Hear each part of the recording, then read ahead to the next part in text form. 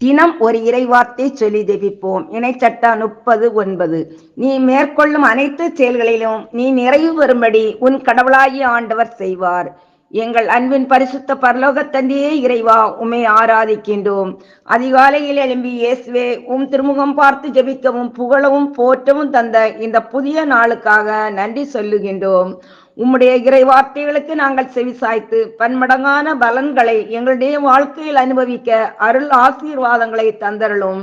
நாங்கள் பாவ வாழ்க்கையை விட்டு விலகி உமக்கு விருப்பமுள்ள பிள்ளைகளாக வாழவும், உமது விருப்பத்தை தேர்ந்து தெளிந்து அதன்படி நடக்கவும், உம்மிடம் அசைக்க முடியாத உறுதியான இறை நம்பிக்கையோடு வாழ கிருபை தந்தருளும்.